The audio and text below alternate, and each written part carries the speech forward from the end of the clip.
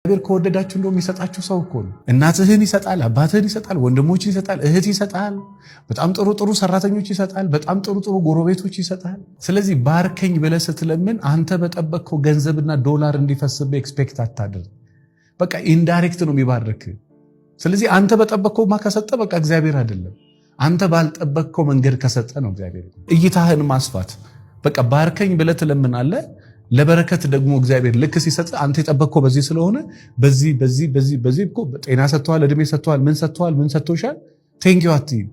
ስለዚህ ነገም ቢሰጥሽ አታመሰግኝም ማለት ምስጋና ከዛ የተነሳ በረከትሽ እየወረደ አይምሮሽ አያድግም፣ ሰውነትሽ አያድግም፣ ስሜትሽ አያድግም፣ ቤተሰቦችሽ አያድጉም፣ ልጅሽ አያድግም፣ ሚስት አታድግም። ስለዚህ ዛሬ ለምናችሁ ዛሬ መሰማት ከፈለጋችሁ ልባችሁ ንጹህ አድርጎ የመጀመሪያ፣ ሁለተኛ ደግሞ እናንተ ከለመናችሁት በኋላ እናንተ በጠበቃችሁት መንገድ መልሱን አትጠብቁ። መልሱ ዳይሬክትም ይመጣል፣ መልሱ ኢንዳይሬክትም ይመጣል፣ በፊት ለፊትም ይመጣል፣ በጀርባ። ለምሳሌ ጌታዬ ሆይ በትዳር ባርከኝ፣ እባክህን ስነ ስርዓት ያላት ሴት ስጠኝ፣ እባክህን ጨዋ ወንድ ስጠኝ ብለሽ ከለመንሽ አንቺ የምትጠብቂው ምንድን ነው? ልክ ገንዘብ ስጠኝ ብለው ለምነው 4 መዳበሪያ ብር ከመሬት አግኝተው ሚሊዮነር ሲሆኑ እያለሙ የሚያድሩ ሴቶች አሉ፣ ወንዶችም አሉ።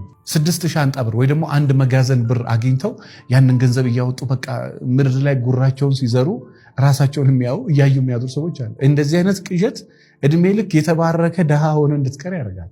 እንደዚህ አይነት ህልም እንዳታለ። ከሰጠ ድንጋይ ፈልጠ ወድቀ ተነስተ የምታገኘው ገንዘብ እግዚአብሔር ይስጥ። ፊል ታደርገዋለህ። ለፍተ የበላኸው ደክሞክ የበላኸው ምግብ እንደሚጣፍጠው ሁሉ ተጠምተ የጠጣኸው ውሃ እንደሚጣፍጠው ለፍተ ያገኘው ገንዘብ ደስ ይላል። አንተ የምትፈልጋት ሚስት አለች፣ እግዚአብሔር ደግሞ ትሆናለች፣ እኔ በዚች ነው ባርክ ብሎ ከሰጠ ያችን ተቀበላት። እቤት ያለችዋን እኔ ነኝ የሰጠው ብሎ ካለ መጀመሪያ እሷን ተቀበላት። እመነኝ፣ እሷንም አትቀበል ከሆነ እግዚአብሔርን ነው እምቢ የምትለው። እዛ ቤት ሄደ የስቃይህን እንትን መውለድ ትጀምራል።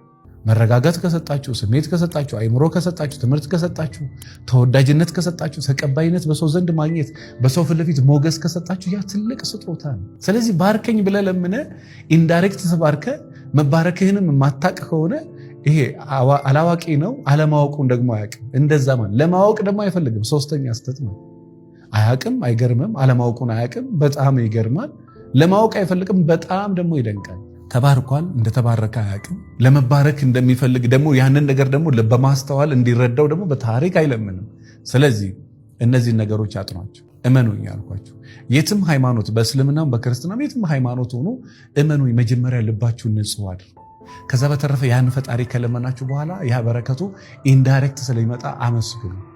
ከዛ ለውጡን ታዩታላችሁ በህይወት